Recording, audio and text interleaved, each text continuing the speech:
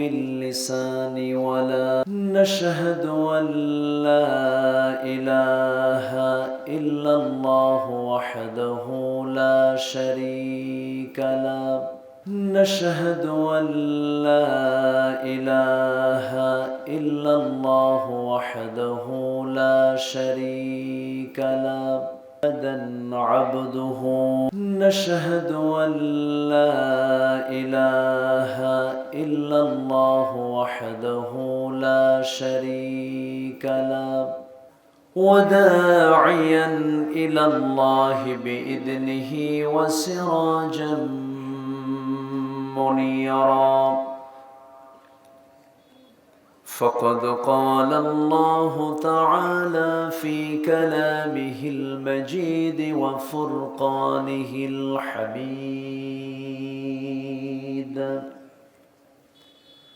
أعوذ بالله من الشيطان الرجيم بسم الله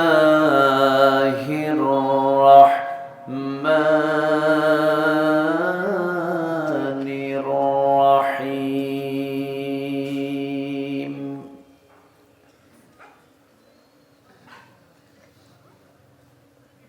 إن المنافقين في الدرك الأسفل من النار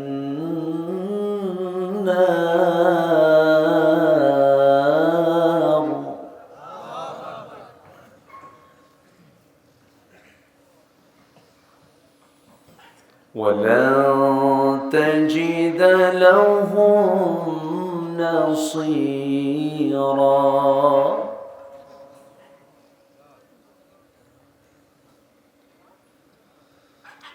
إلا الذين تابوا وأصلحوا واعتصموا بالله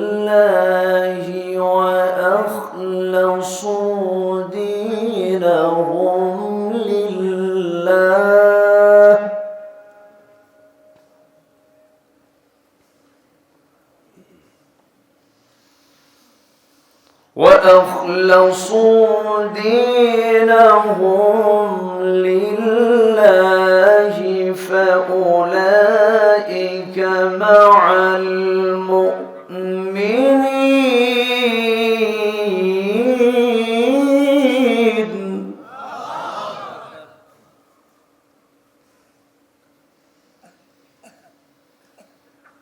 وسوف يؤتي الله المؤمنين أجرا عظيما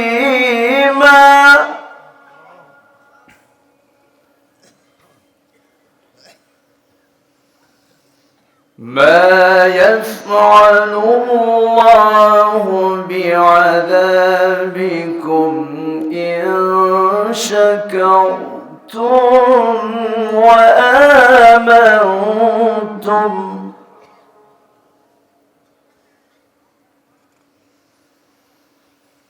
وكان الله شاكرا عليما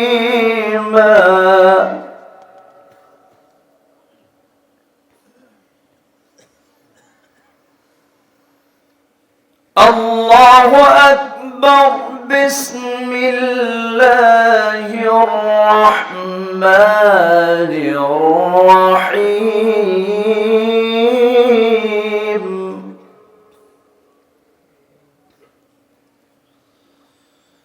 إن الله وملائكته يصلون على النبي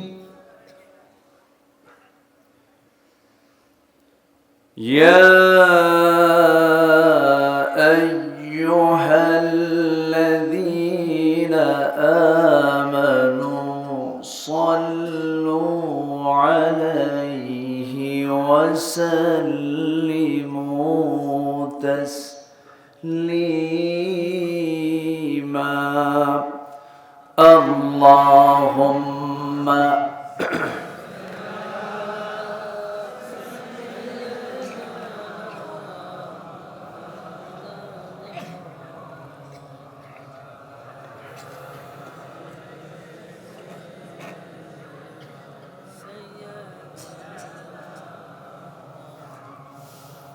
একটু মোহাব্বত দিয়ে নবীর প্রেমে মাতোয়ারা হয়ে জবান খুলে উচ্চ আওয়াজে সবাই বলুন আল্লাহুম্মা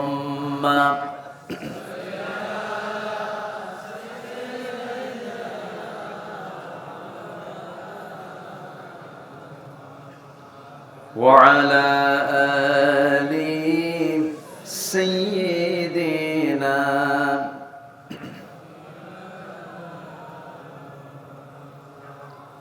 তায়েফের কথা ভেবে কাঁদে শুধু দুনয়ন এমন দরদি পেতে কাঁদে মন অনুক্ষণ কাঁদে মন অনুক্ষণ ওহুদে দাঁতহারা আহমদ যখন লৌহ মাখা কিয়ামতে উঠবে তখন জিহাদ না করে কিভাবে দেখাবে তুমি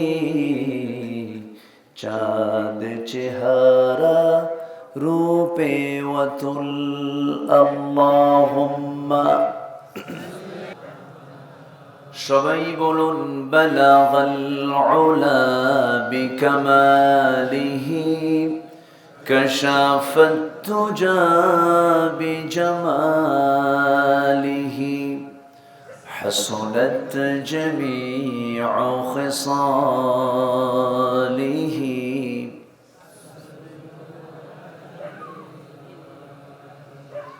सूरते यूसुफ बिदारी हिकमते लुक़मान मां क़ारिए क़ुरआन बारी ये है दिले सादे माने मां बलगल उला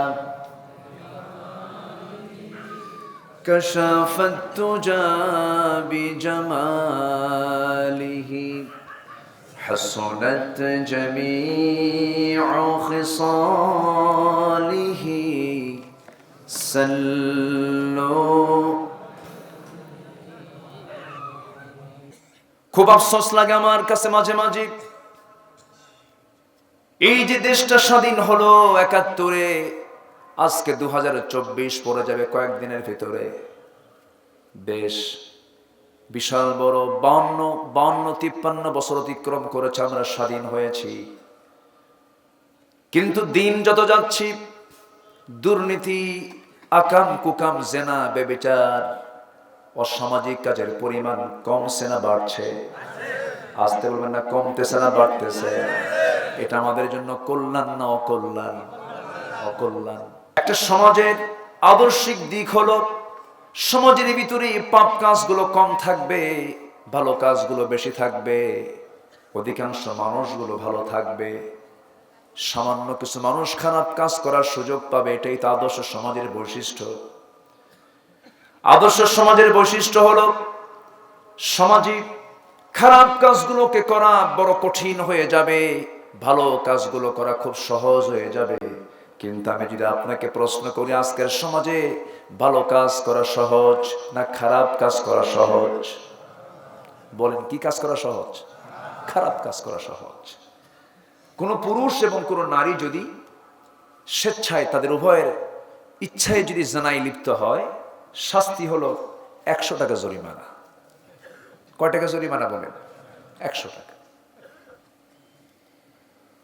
অথচ ইসলাম বলছে যদি কোনো পুরুষ এবং নারী যদি পরপুরুষ পর নারী যদি হয় বিবাহিত যদি হয় জেনার কাজে যদি লিপ্ত হয়ে যায়, তিনটা শাস্তি ইসলাম বড় মারাত্মক, তিনটা অপরাধের শাস্তি মারাত্মক শাস্তি দিয়েছে। তাদের পৃথিবীতে বেঁচে থাকার কোনো অধিকার নাই। আস-সাইয়্যিবুজ জানি, কাতলুন নাফস, যারা বিবাহিত জেনাকার। নাম্বার 2 হলো যারা কোনো মানুষকে খুন করে ফেললো, অন্যায় করে খুন করেছে, তার শাস্তিও তাকে দুনিয়া থেকে বিদায় করে দেওয়া কিসাস। নাম্বার 3 হলো দিন থেকে যদি কেউ বের হয়ে যায়, মুরতাদ হয়ে যায়, এই 3 অপরাধের শাস্তি দিয়েছে ইসলামে, তাকে দুনিয়া থেকে শেষ করে দাও। এই 3টি অপরাধ বুঝি আমার দেশে নাই? আসতে বলে, আসতে বলবেন না, আছে না নাই? বিয়ে করাটাকে জটিল করা হয়েছে, আজ জেনাকে সহজ করে দেওয়া হয়েছে। জেনা করলে তেমন কিছু মনে করে না, কিন্তু বিয়ে করাকে আজকে জটিল মনে করা হয়। সন্তান যদি একটু উইলিংলি বাপকে বলে, আব্বা যৌবন চলে আসছে, বিয়ে করাও। কিসের বিয়ে রে তোর, আগে নিজের পায়ে দাঁড়া। আছে না, আছে না?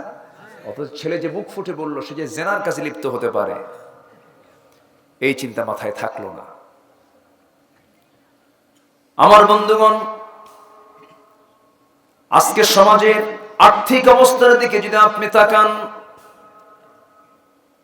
যে যাকাতকে আল্লাহ রাব্বুল আলামিন সোশ্যাল সিকিউরিটি দিয়েছেন, সামাজিক নিরাপত্তার জন্য যাকাত দিয়েছেন, সেই জায়গায় যাকাত প্রতিষ্ঠিত আজকে না সুদ প্রতিষ্ঠিত? বলেন বলেন বলেন। এমনকি সুদখোর নামাজিও আমার দেশে আছে না নাই? সুদখোর হাজি আছে না নাই? হজে যান সুদ খান, নামাজ পড়েন সুদ খান, কপালটা কালো বানিয়েছেন সুদ খান। আমি কি কথাগুলো বলবো না কষ্ট পাচ্ছেন আপনারা? হুজুর ওয়াজ এসে যদি সুদ খাওয়া বন্ধ করে দিলে তো এই ওয়াজ শোনা যাবে না, এরকম চিন্তা করতেছেন নাকি আপনারা? আজকে মন খুলে কিছু কথা বলবো, জোরে বলি ইনশাআল্লাহ।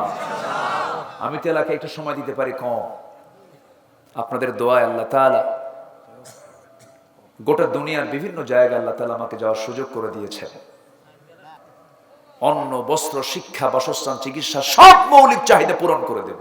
কুফুরি কথা। মৌলিক চাহিদা পূরণ করবেন কে? আসতে বলবেন না কে? আল্লাহ। আল্লাহ তাআলা বলছেন, বান্দা তোমার দুটা নিরাপত্তা আমি নিশ্চিত করে দেব। যে সূরাটা আমরা সব সময়ের জন্য নামাজের মধ্যে পড়ি, কিন্তু আমরা এই সূরার ব্যাখ্যা ওনাকে জানি না। আল্লাহ বলছেন দুইটা সমস্যা, ক্ষুধার সমস্যা দূর করব, ভয়টাকে দূর করে দেব। কোনো ত্রাস থাকবে না, কোনো সেখানে অনিরাপত্তা থাকবে না, ঝুঁকি থাকবে না, ক্ষুধা থাকবে না। শুধু একটা কাজ তুই করবি বান্দা আমার, সেটা হলো, যারা পারেন ঠোঁট মিলিয়ে বলুন, ফালইয়াবুদু রাব্ব হাযাল বাইতিল্লাযী আত'আমাহুম মিন জু'ইন ওয়া আমানাহুম মিন খাউফ। জোরে বলুন আল্লাহু আকবার। শুধু তোমাদের দায়িত্ব হলো সকল ক্ষেত্রে আমার গোলামি করবে, আমার আইনকে মেনে চলবে, জেনার বিধান মানবে, সুদের বিরুদ্ধে বিধান মানবে, যাকাতকে মেনে নেবে, সুদকে না বলবে, পর্দাকে মেনে নেবে, বেহায়াপনাকে না করবে, হারামকে বর্জন করে ভালো হালালকে মেনে নেবে, আমার ইবাদতটা করবে। আমি আল্লাহ তোমার ক্ষুধা দূর করে দেব, আমি তোমার নিরাপত্তা নিশ্চিত করে দেব। জোরে বলি সুবহানাল্লাহ। কার কথা? কে বলেছে আমেরিকায় শান্তি? ভুল কথা। কে বলেছে ইউরোপের শান্তি? ভুল কথা। গোটা দুনিয়া আপনি ঘোরেন, কোথাও শান্তি পাবেন না, শান্তির বাতাস আপনি কোথাও অনুভব করবেন না। শান্তি যদি পেতে চাই, শান্তি তখনই আসবে যে সমাজে চালু হবে কিসের বিধান? আসতে বলবেন না কিসের বিধান? কোরআনের বিধান। আফগানিস্তানকে কত গালমন্দ করা হয়েছে, কত কি করা হয়েছে, যুদ্ধ বিধ্বস্ত একটা জনপদ, অথচ আফগানের যে আজকে টাকার মান আমার দেশের চাইতে কম না বেশি?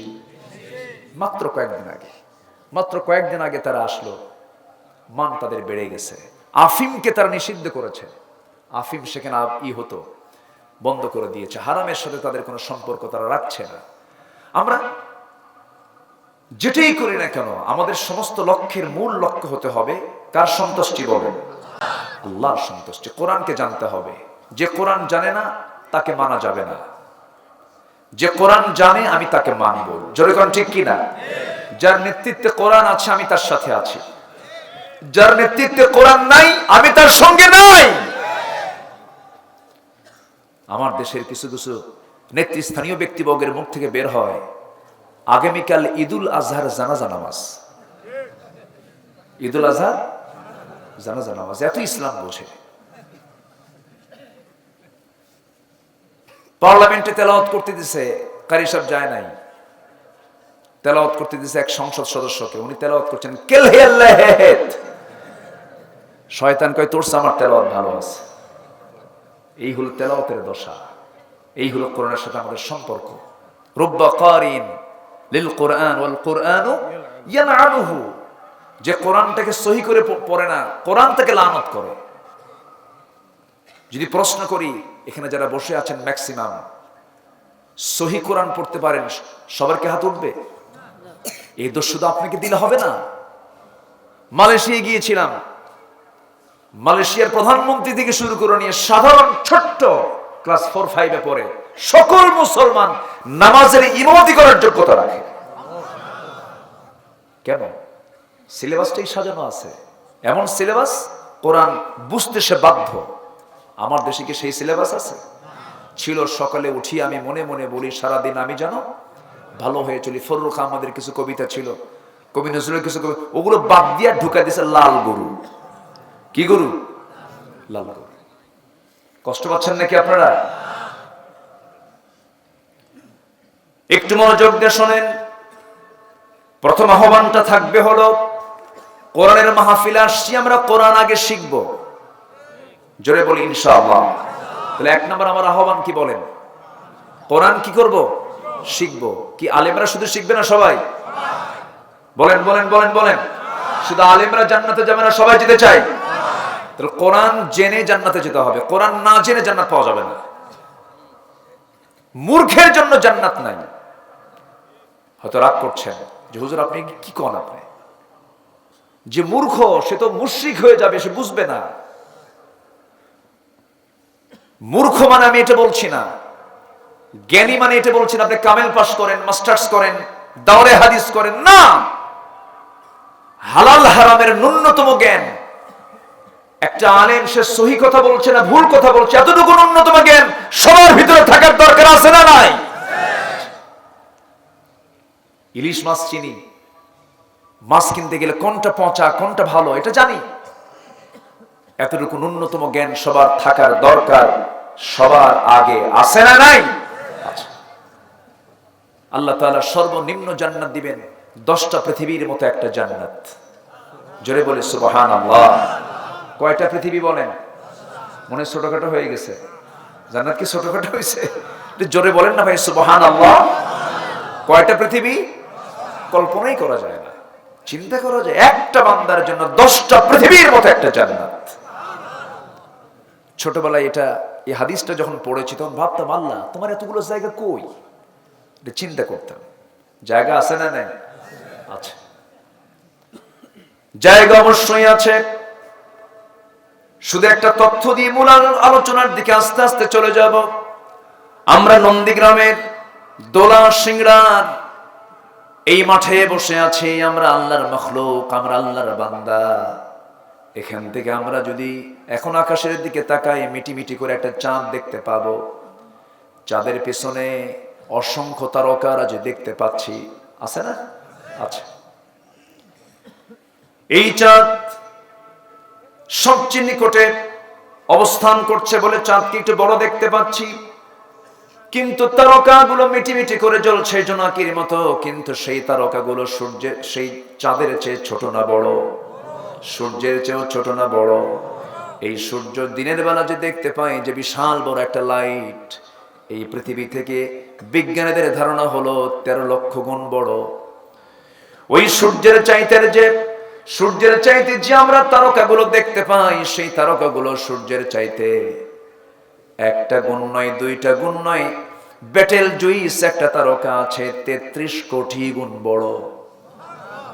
জোরে বলি সুবহানাল্লাহ। কয়টা তারকা? একটা। তাহলে জায়গা আছে তো নাকি? আসতে কয় জায়গা আছে না নাই? আমার বন্ধুগণ, ব্যাটেল জুইস, সুপারনোভা, আড্রা, এরকম যে অসংখ্য তারকা আল্লাহ রাব্বুল আলামিন মহাশূন্যে ঝুলিয়ে রেখেছেন, হ্যাঙ্গিং করে রেখেছেন। আমার বন্ধুগণ, কিছু কিছু তারকার আলো পৃথিবীতে এখনো পৌঁছে নাই, এত দূরে তারকা আল্লাহ রাব্বুল আলামিন রেখে দিয়েছেন। ওয়ালাকাদ যায়্যানা আস-সামাআদ দুনিয়া বিমাসাবিহ, অসংখ্য তারকা যদি আল্লাহ তাআলা আকাশকে ডেকোরেট করে দিয়েছেন। আমার বন্ধুগণ, এখন মানুষ চাঁদের দেশে গেছে, মঙ্গল গ্রহে গেছে। যদি কোনো ব্যক্তি যদি ভাবে আমি একটু তারকার দেশ দেখতে যাব, পৃথিবীর সবচেয়ে নিকটবর্তী তারকা হলো প্রক্সিমা সেন্ট্রাই। প্রক্সিমা সেন্ট্রাই যদি কেউ যেতে চায়, এই পৃথিবী থেকে কোনো বিমানে চললে হবে না, হেলিকপ্টারে চললে হবে না। পৃথিবীর সবচেয়ে দ্রুতগামী একটা নভোযান আছে, তার নাম হলো অ্যাপোলো 11, যার গতি হলো প্রতি ঘন্টায় 39,000 কিলোমিটার। কত হাজার? প্রতি ঘন্টায় চলে 39,000 কিলোমিটার। এই নভোযানে চলে যদি কেউ রওনা দিয়ে দেয়, ওই চাঁদের ওই তারকার দেশে যেতে সময় লাগবে 1,15,000 বছর মাত্র। যাবেন কারা কারা? হাত তুলেন। সম্ভব? বাঁচবেন কয়দিন? যাবেন কোন দিন? কোনদিন সম্ভব নয়। কেমন করে আপনি যাবেন? কোনদিন এমন প্ল্যান করেও যাওয়া যাবে না। আমি কি আকাশে গেছি নাকি? এখনো আকাশে কি যাওয়া হয়েছে নাকি? সামান্য মহাশূন্যের এই আমার চোখে পড়া তারকার কথা বললাম, সবচেয়ে নিকটবর্তী তারকার কথা বললাম। এরপরে মহাশূন্য, এরপরে মহাকাশ, বিশাল বড় আকাশ, এরপর আরেকটা আকাশ, এরপরে মহাশূন্য, এরপরে আরেকটা আকাশ, এরপরে মহাশূন্য, এরপরে আরেকটা আকাশ, এরপরে মহাশূন্য, এরপরে আরেকটা আকাশ, মহাশূন্য। 7টা আকাশের উপরে আমার আল্লাহ তাআলা আরশ আজিম। সুবহানাল্লাহ বলেন। এই আকাশের চাইতে ওই আকাশ আরো বড়। আল্লাহ বলছেন, বান্দা, আমার পছন্দের বান্দাগুলোর জন্য আমি আকাশের দরজা খুলবো, কিন্তু কোন বান্দার জন্য দরজা খুলবো না শোন। ওই আমল করবি না তোরা। কোন কোন বান্দার জন্য আমি আকাশের দরজা খুলবো না তোরা শুনে রাখ বান্দা।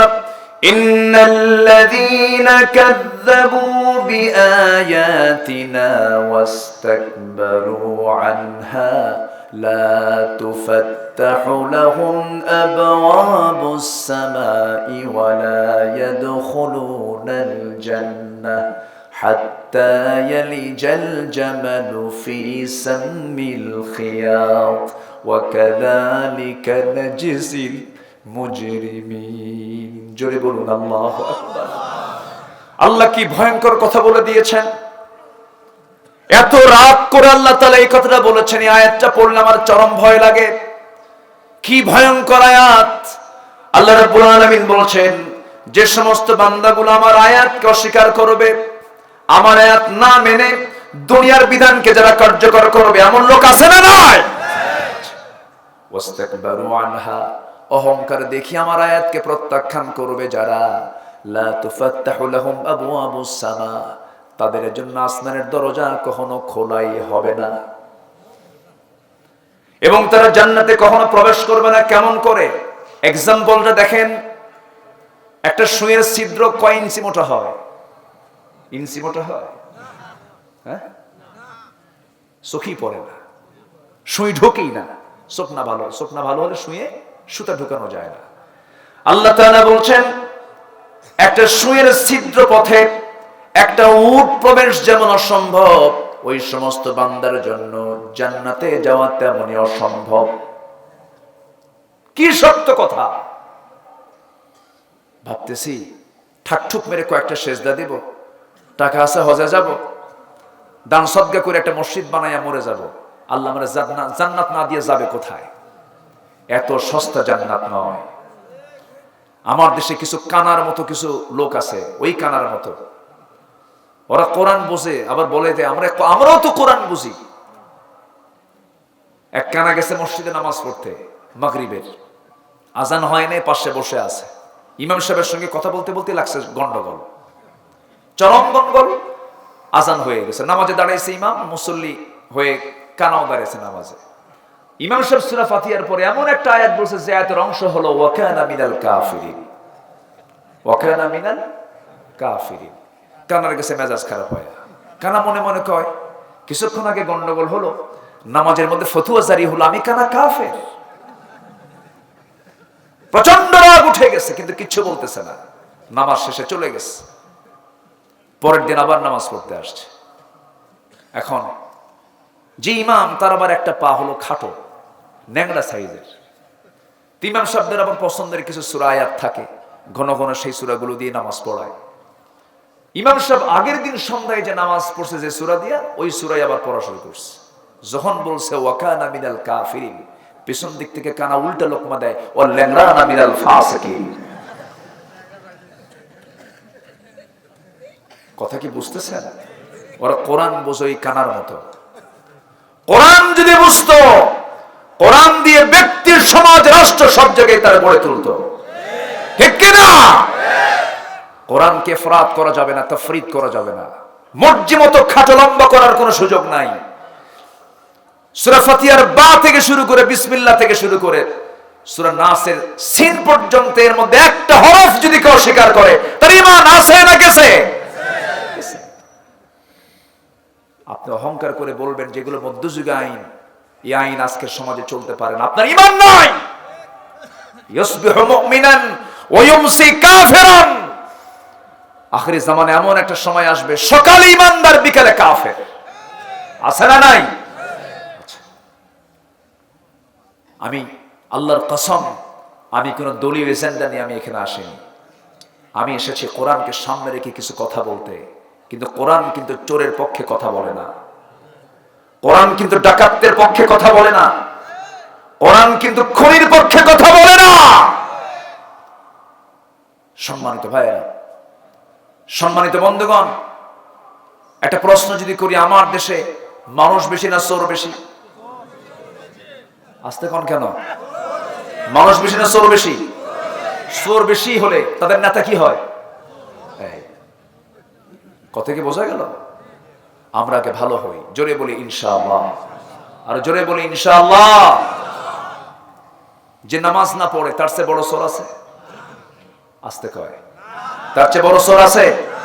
কোন জনসভায় আপনি যান, যে জনসভায় নামাজ হয় না, লক্ষ লক্ষ মানুষের সমাগম, যে দলের নেতার নাম মুসলমান, কর্মীও মুসলমান, জনসভায় জোহর যায়, আসর যায়, মাগরিব যায়, সাজায়, নামাজের কর্মসূচি নেই, ওই সমস্ত নেতৃত্বের মুখে আমরা জুতা মারি, থুতু মারি। রাজি আছেন কারা কারা? হাত উঁচু করে দেখান মুসলমান।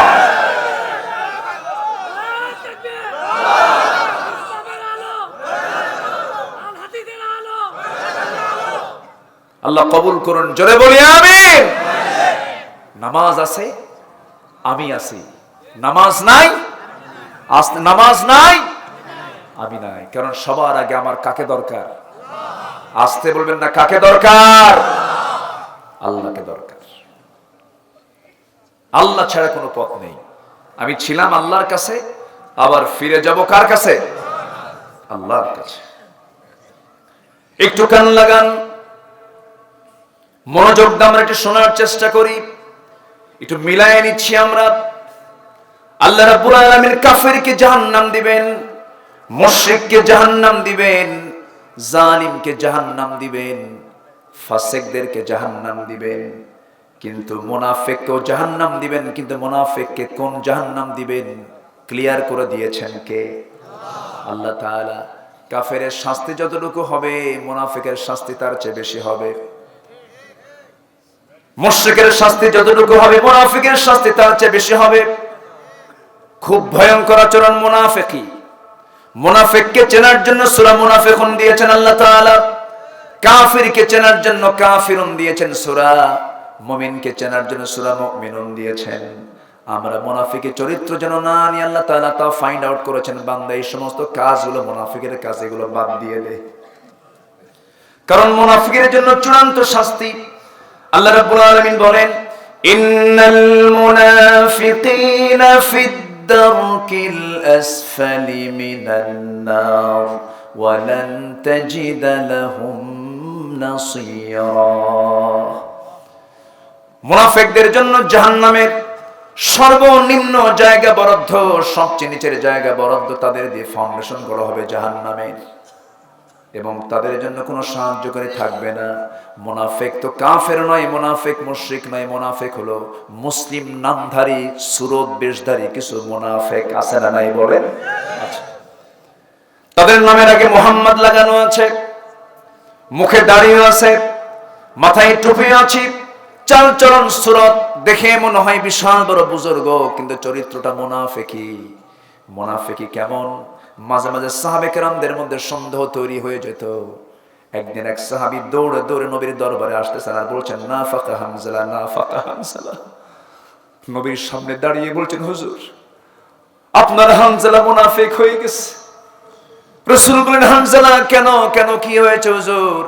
আপনার সামনে যখন বসে থাকি দুনিয়ার কথা ভুলে যাই, কিন্তু আপনার থেকে যখন পরিবারের কাছে যাই, বাইরে চলে যাই, দুনিয়ার কথা মনে হয়, আমার মনে হয় আমি হামজালা মুনাফিক হয়ে গেছি। রাসূল বললেন, না না হামজালা, এটা মুনাফিকের লক্ষণ নয়। বিয়ে আমার সুন্নাত, সন্তান লালন পালন করা আমার সুন্নাত। ও হামজালা, না না তুমি মুনাফিক হও নাই হামজালা। একজন সাহাবীর কাছে মুনাফিকের তালিকা ছিল, হুযায়ফা রাদিয়াল্লাহু তাআলা আনহু। এই সাহাবীর কাছে মাঝে মাঝে ইসলামের দ্বিতীয় খলিফা ওমর ফারুক রাদিয়াল্লাহু আনহুর মতো মানুষ, যিনি দুনিয়াতে বসে জান্নাতের সংবাদ পেয়েছেন, সেই ওমর মাঝে মাঝে গিয়ে বলতেন, হুযায়ফা দেখো তো, যে মুনাফিকের তালিকা রাসূল তোমার হাতে দিয়েছেন, সেই তালিকার মধ্যে আমি ওমর, আমার নামটা আছে কিনা, আমার নামটা আছে কিনা দেখো তো। কি পেরেশান তারা ছিলেন, নিজের ঈমান নিয়ে তারা বড় পেরেশান থাকতেন। আমার বন্ধুগণ, আমরা যেন মুনাফিকের কাতারে না যাই, ওই সমস্ত বদ স্বভাবগুলো আমরা ছেড়ে দেব। জোরে বলি ইনশাআল্লাহ, আরো জোরে বলি ইনশাআল্লাহ। মুনাফিকের লক্ষণগুলো কি কি আমরা কি সবাই শুনতে রাজি আছি নাকি? সবাই কি শুনতে রাজি আছি? মুনাফিকরা জোহর পড়তে পারে, আসর পড়তে পারে, মাগরিব পড়তে পারে, কিন্তু মুনাফিকরা ফজর নামাজ পড়তে পারে না। কি কথা কি বুঝতেছেন আপনারা? মুনাফিকের কিছু লক্ষণ আরো আছে। কথায় কথায় মিথ্যা বলা, ওয়াদা ভঙ্গ করা। এমন লোক তো বাংলাদেশে খুঁজে পাওয়া যাবে না। আস্তে আস্তে কথা বলে, আছে আছে। আমার বন্ধুগণ, ইমান তো এক জবানে, ইমানদার এক জবানে কথা বলবে, দুই জবানে কখনো কথা বলবে না। দুই রকম চরিত্র ইমানদারের কখনো থাকতে পারে না। আল্লাহ তাআলা সাহাবীদের দিয়ে এগুলো বাস্তব কিছু শিক্ষা দিয়ে দিয়েছেন। দুইটা প্রেক্ষাপট আমি আজকে টানবো। তাবুক অভিযান থেকে রাসূল ফিরে এসে দেখেন তিনজন সাহাবী যুদ্ধে যায় নাই। এই প্রেক্ষাপটটা আমি টানবো, জোরে বলি ইনশাআল্লাহ। আরেকটা প্রেক্ষাপট হলো, আমার নবীজি মক্কা থেকে মদিনায় হিজরত করেছেন। হুদাইবিয়ার সন্ধি যখন চুক্তি যখন হবে, হুদাইবিয়ার সন্ধি চুক্তি যখন ভঙ্গ করে ফেললো কুরাইশরা, একজন সাহাবীর কাছে মক্কা থেকে একজন গায়িকা এসেছিল। গায়িকা এসে কিছু আর্থিক সাহায্য নিয়ে চলে যাওয়ার সময় সেই নায়ক গায়িকার কাছে একজন সাহাবী হাতিব ইবনে আবি বালতাআ রাদিয়াল্লাহু তাআলা আনহু একটা চিঠি দিয়েছিলেন। চিঠি দিয়ে গোপন করে চিঠিটা দেওয়া হয়েছিল। এই বিষয়ে বিশাল বড় সূরা মুমতাহিনার মধ্যে একটা কথা আছে, সূরা তওবার মধ্যে কথা আছে। এই দুইটা প্রেক্ষাপটকে সামনে রেখে আমরা যেন শিক্ষা নিতে পারি, সেই বিষয়ে কিছু কথা একটু পরেই বলছি। জোরে বলি ইনশাআল্লাহ, আরো জোরে বলি ইনশাআল্লাহ। আমাকে সময় দেওয়া যাবে তো? আমি এ পর্যন্ত তিনজনকে উঠতে দেখেছি। তিনজনে, যে 3 নাম্বার ব্যক্তি উঠতেছে, এই যে ওঠেন কেন? বসেন বসেন, যাওয়া যাবে না। আমি খুবই খুশি, আমি খুবই আনন্দিত, বলি আলহামদুলিল্লাহ। আমাকে সময় দেবেন তো ইনশাআল্লাহ? একটু ধৈর্য ধরে শুনতে হবে। আমার কথার ভিতরে একটু হাসি তামাশা কম, লাফালাফি কম। আমার দেশে কিছু কিছু ওয়াইজ আছে, ওয়াজ করতে করতে আবার লাফ মেরে ওঠে, টেবিলেও সরে। আসানা আসানা এরকম আসানা, এগুলো বদমাইশি, এগুলো দুষ্টামি। কোরআনকে সামনে রেখে যারা এরকম বেয়াদবি করে, তারা পৃথিবীর শ্রেষ্ঠ বেয়াদব তারা, ঠিক কিনা? বেয়াদব তারা। আমার নবীজির আলোচনায় সাহাবে কেরামের শুধু মুখ থেকে, চেহারা থেকে শুধু দুটো জিনিস প্রকাশ পেত। একটা হলো আল্লাহর তাসবিহ করা, আর চোখের কোনা বেয়ে বেয়ে দর দর করে পানি বের হওয়া। নবীজির বয়ানে এই দুটো জিনিস সবচেয়ে বেশি প্রকাশ পেত। আর আজকের কিছু মাহফিলগুলো এমন একটা সিচুয়েশন তৈরি করছে যেন ওটা একটা পুরা একটা যাত্রার মঞ্চ। আছে না নয়? আচ্ছা, না, মাহফিলকে করতে হবে ভাব গম্ভীর্য থাকতে হবে মাহফিলে, যেন প্রত্যেকটা শ্রোতার ভিতরে যেন একটা আখিরাত কেন্দ্রিক একটা চিন্তা যেন মাথায় কাজ করে। আলহামদুলিল্লাহ বলে। সম্মানিত ভাইরা, তাহলে আমরা কি মুনাফিকের কাতারে থাকতে চাই? আমরা কি মুনাফিকের কাতারে থাকতে চাই?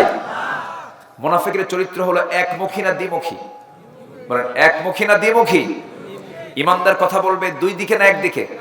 একদিকে। জীবন যাবে, তার কথা নড়বে না, তার ঈমান নড়বে না, বাতিল শক্তির কাছে তারা মাথা নত করবে না। যেমনটি করেছিলেন একজন মহিষী নারী ইমরাতে ফিরাউন।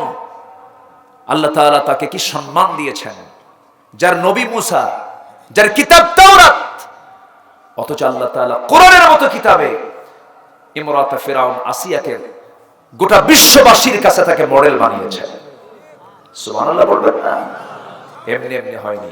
First lady of Egypt, first lady of মিশর, মিশরের তিনি ফার্স্ট লেডি ছিলেন। যার ফেরাউন ছিল, যার রাষ্ট্রপতি ছিল ফেরাউন, ফেরাউনের বউ আসিয়া। আচ্ছা, চেয়ারম্যান বড় না চেয়ারম্যানের বউ বড়? ভালো করে কও।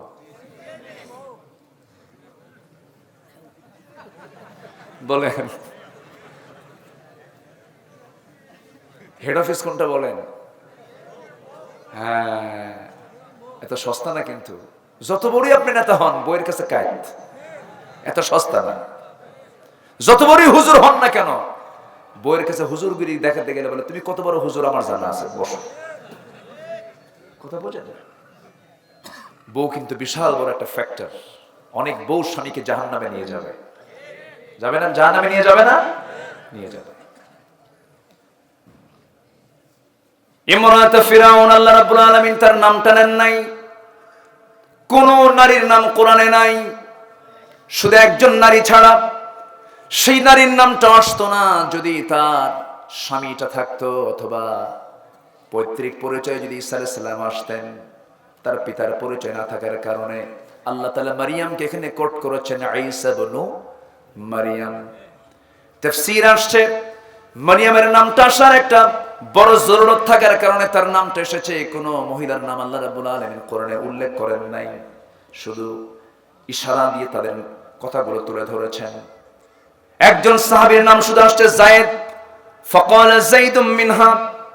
কোন সাহাবীর নাম কোরআনে আসে নাই, শুধু ইশারা ইঙ্গিতে চলে এসেছে। আমার বন্ধুগণ, ইয়াসির আলাইহিস সালাতু ওয়াস সালাম একজন কাফেরের ঘরের বউ হওয়ার পরেও ঈমান আছে না নাই? আর আজকের অনেক মুসলিম পরিবারের বউ, তাদের মধ্যে ঈমান আসতে বলে, ঈমান নাই। ঘরের মধ্যে বসে থেকে সিনেমা হল বানায় রাখছে, আছে না? সপ্তাহে 72 ঘন্টা টেলিভিশনের সামনে বসে থাকে, সারাদিন ফেসবুক চালায়। কি চাকরি? ফেসবুক চালায়। এখন তো বড় চাকরি এটা, অবসর কর্ম। সারাদিন ডিভাইস নিয়ে বসে আছে। এরকম লোকের পরিমাণ এখন কম না বেশি? বলেন, কম না বেশি? বেশি। পৃথিবী এখন এরকম, পৃথিবীবাসী এখন কোথায়? এরকম। এটার গোলাম হয়ে গেছে আজকে মোবাইলের। আপনি যদি মোবাইলের গোলাম হন, মোবাইল ব্যবহার করা আপনার জন্য হারাম। আপনি চালান, ঠিক আছে, মোবাইল আপনাকে চালায়, আপনি ঠিক নাই। আমার কথা কি বোঝা যাচ্ছে? আমি কথাগুলো কিন্তু শুধু আপনাকে শোনাচ্ছি না, গোটা পৃথিবী শুনছে। গোটা পৃথিবী এই আলোচনাগুলো কালকে সব চলে যাবে। আজকে এই মোবাইল অসংখ্য পরিবার আগুন ধরিয়ে দিয়েছে, অসংখ্য পরিবার তছনছ হয়ে গেছে। চেয়ারম্যান সাহেবরা ভালো জানবে, ঠিক আছে না? শেষ। কার বউকে নিয়ে যায়? আমি কি ভুল বলতেছি? ঘটককে, কার বউকে নিয়ে যাচ্ছে? দ্রুত যতই হোক কাছে থাকুন, স্লোগান তো দিছে। দূরত্ব যতই হোক কাছে থাকো।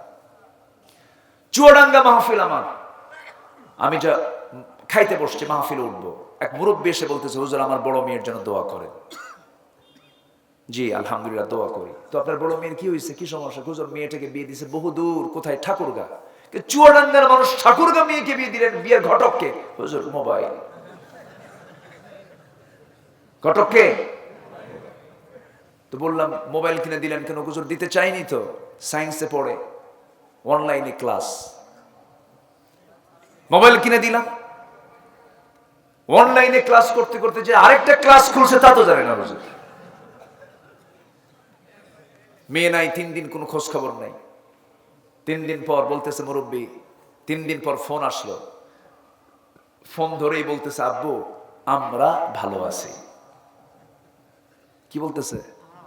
আমরা মানে কি? আমরা মানে কি বলেন? ছিল আমি, হয়ে গেছে কি আমরা।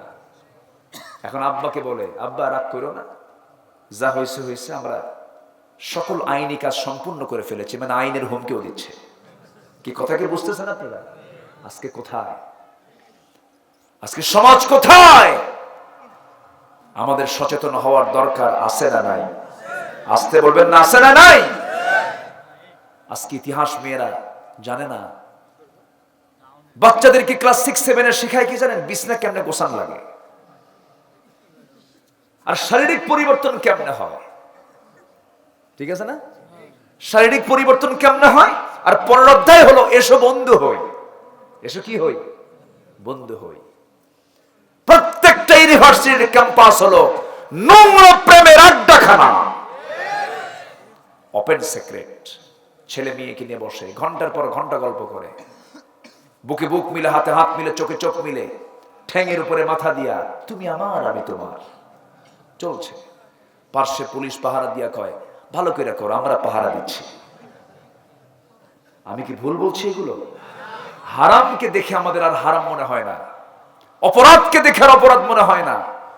কোন এক বেচারি তার মেয়েকে বিয়ে দিছে হলো ঢাকার ট্যানারি এলাকায়, মেয়েকে বিয়ে দিছে। ট্যানারি এলাকায় যারা গেছেন, দুর্গন্ধে খেতে পারবেন না আপনি। ওই যে ট্যানারি বুঝলেন তো, চামড়ার এলাকায় প্রচন্ড দুর্গন্ধ, ওই এলাকার মানুষ থাকতে পারে।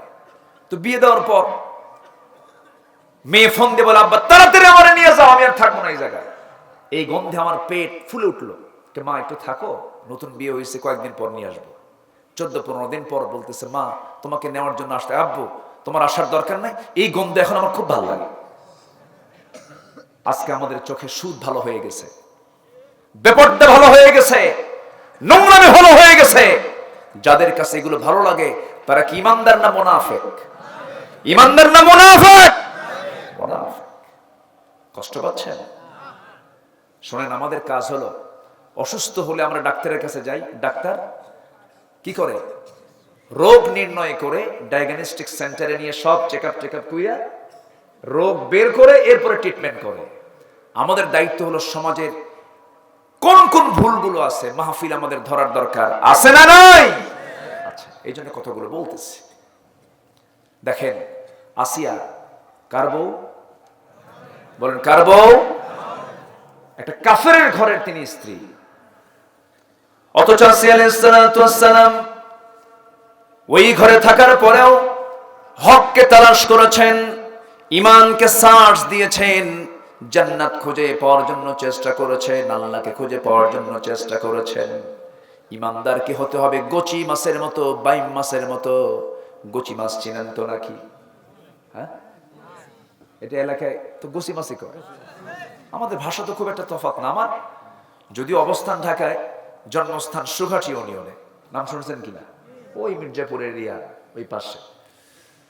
ভাষা প্রায় এক, তবে আমাদের ভাষার সাথে আবার সিরাজগঞ্জের ভাষার কিছু মিল আছে। গেদা কেবাসা বা খেই যাও হৌগা, এরকম করে আর একটু কথা বলে। আবার বগুড়ার ভাষার সাথে আবার এই এলাকার ভাষার মিল আছে মনে হয় না? নন্দীগ্রামের অঞ্চলের সাথে বগুড়া শহরের ভাষার কিছু মিল আছে। কত ভাষা কে দিয়েছেন বলেন তো? আসতে বলেন না, কে দিয়েছেন? আল্লাহ দিয়েছেন। তবে সবচেয়ে সুন্দর ভাষা হলো নোয়াখালীর, তাই না? খুব কঠিন ভাষা। চিটাগাং আরো কঠিন, সিলেট আরো কঠিন। আমারে সিলেটের নিচে মাহফিলে আমারে বলে, হুজুর সুটকা গু অনেকক্ষণ চিন্তা ফিকির করে ভাবলাম কি বলা যায়। তো বগুড়া শহরের যে হৃৎপিণ্ড সাতমাথা এর আশপাশে বনানী কলোনি ওইদিকে মাটিটালি এই এলাকার মানুষ যে বাংলায় কথা বলে এমন একটা বাক্য বের করলাম। আমি বললাম ভাই শোনেন, তো ওনাকে বললাম কে রে তুই আলুতে আলু ওয়াক্কেলি আলু, বুঝতেছেন খেয়াল, কে রে তুই আলুতে আলু ওয়াক্কেলি আলু। উনি আমার দিকে ফেল করে চেয়ে আসে। তো বললাম ভাই আমি তো বাক্য বলে ফেলছি, আপনি কি বললেন? আমি বললাম আপনি বুঝলেন কি সেটাকে বলেন। উনি বললেন যেহেতু আপনার বাক্যের ভিতরে শুধু আলুই দেখলাম, কে রে তুই আলুতে আলু ওয়াক্কেলিয়া, কথা বুঝলেন না? তাহলে এখানে আলু কয়টা আসছে বুঝতেছেন? ভাষা অন্য এলাকার জন্য অন্য এলাকার ভাষা কঠিন, কিন্তু মায়ের ভাষার চেয়ে আপন কোন ভাষা পৃথিবীতে আছে? আসতে বলবেন না আছে। কি মাছ বলে? গচি মাছ তো নাকি? গচি মাছ, বাইম মাছ। এ থাকে কোথায়? পানিতে না কাদায়? গাটা কি বলেন? গাটা কি কাদায় মাখানো না পরিষ্কার? পরিষ্কার। ইমানদারের চরিত্র হবে বাইম মাছ আর গচি মাছের মতো। হাজারো কাদা, হাজারো বালি ওর গায়ে রাখতে দিলেও চেষ্টা করলেও সে সহজে কোনো হারাম কাজে সে নিজেকে জড়াবে না। সুবহানাল্লাহ। আমরা এই চরিত্র আনবো, জোরে বলি ইনশাআল্লাহ।